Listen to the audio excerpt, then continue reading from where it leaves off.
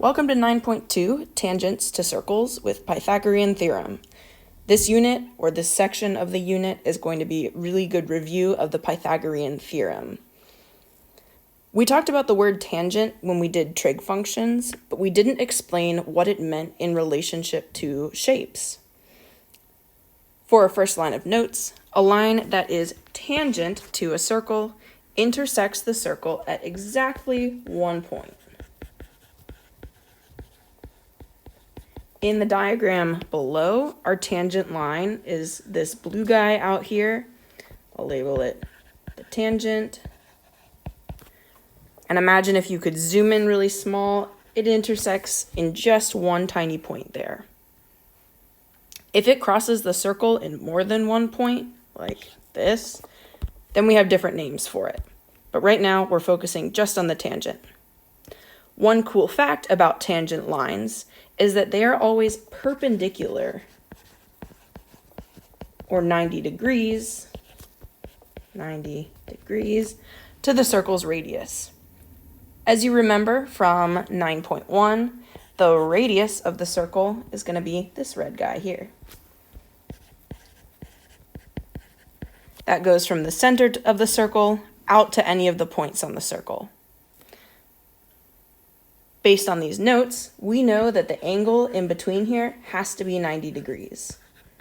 90 degrees. This means that we can verify if a line is tangent using the Pythagorean theorem.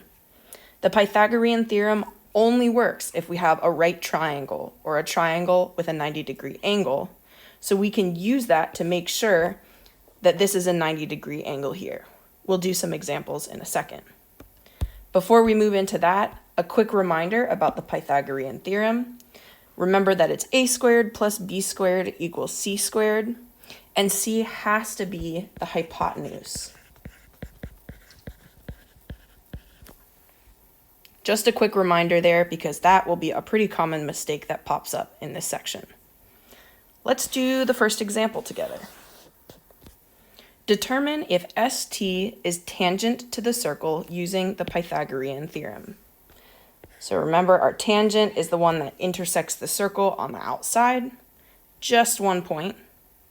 The radius of our circle is going from the center to the circle, so I highlighted that in red. When we're setting up the Pythagorean theorem, we need an A, a B, and a C. We said that C has to be the hypotenuse.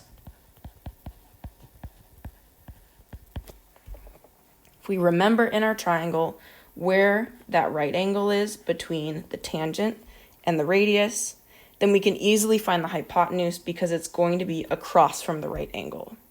So in this picture, C has to be 37. A and B are the legs, so they can be 35 and 12. Yes, you could flip A and B around, you would get the same answer. Our next step is that we're going to plug these numbers into the Pythagorean theorem. It's set up for you already with a squared plus b squared equals c squared, and we just have to put in numbers for A, B, and C. A, we said, would be 35, B would be 12, and C must be 37. Our next step is that we are going to check if the sides are equal using a calculator. I'm going to type into my calculator 35 squared, and that is 1,225. 12 squared is 144. And 37 squared gives us 1,369. Last step, if we add those two numbers on the left together, 1225 plus 144, I get 1,369 is equal to 1,369. Coolio. If the two sides of our equation are equal, then we know the line must be tangent.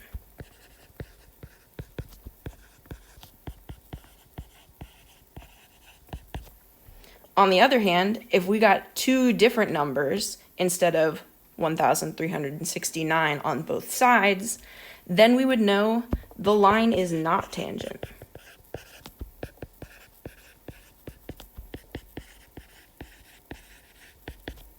So in this example, we plugged in our numbers into the Pythagorean theorem.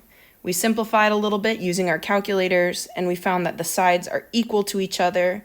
So is ST tangent to the circle? Yes, it is.